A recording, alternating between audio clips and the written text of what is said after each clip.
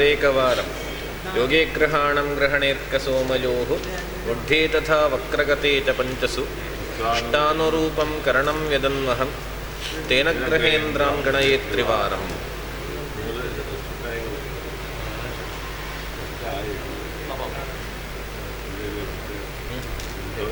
ಇನ್ನೊಂದು ಸತಿ ಗಣಿತ ಮಾಡಿ ನೋಡ್ತು ಗಣಯೇತ್ ತ್ರಿವಾರಂ ಸತಿ ಮಾಡಿ ಆಯ್ತು. 3 ಜನ ಇದ್ದಿಲ್ಲಿ ಅಂದರೆ ಉದ್ದೇ ನೋಡಿದ್ದಲ್ಲ ಅಥವಾ ಇನ್ನೊಂದು ಸತಿ ಮಾಡುವ.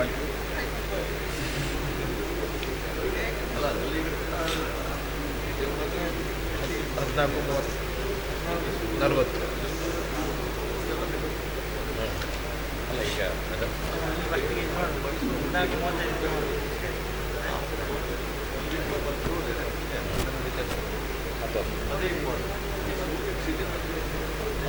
ಆಗಿದ್ದು ವ್ಯತ್ಯಾಸ ಇಲ್ಲ. ನಮ್ಮ ಪಯ್ಯನೂರಿನ ಸೂರ್ಯ ಮಧ್ಯಮ ಇದ್ದಲ್ಲ, ಮಂದಫಲ ಸೂರ್ಯಾನ್ ಮಂದಫಲಂ. ಸೂರ್ಯ ಮಧ್ಯಮ ಮಡಿಗೊಂಡಿತ್ತು, ಸೂರ್ಯ ಮಧ್ಯಮಲ್ಲಿ ಮಂದಫಲ ಮಾಡಿ ಸಂಸ್ಕಾರ ಮಾಡಿ ಸೂರ್ಯ ಸ್ನಾನ ಮಾಡುವುದು. ಆ ಮಂದಫಲ ಅಂತ ಸೂರ್ಯೋದಯ. ಸೂರ್ಯಾನ್ ಮಂದಫಲಂ ಚರನ್ ವಸುಕಲಾಭೇದಂ ಜನಿತ್ವಾದಿಶ ಸಂಸ್ಕಾರ್ಯಂ ಶಯನಾಹೃತಂ ಹಿ ನಿಮಿಷಂ ಷಡ್ಘಂಟಿಕಾಯಾಂ ಪುನಃ.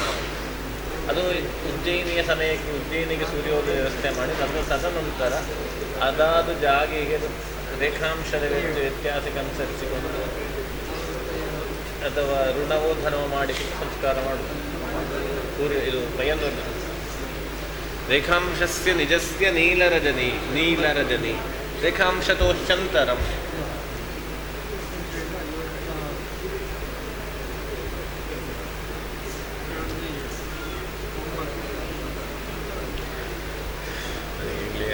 ಇದೆಲ್ಲ ಹೀಗೆ ಮಾಡಬೇಕಿತ್ತು.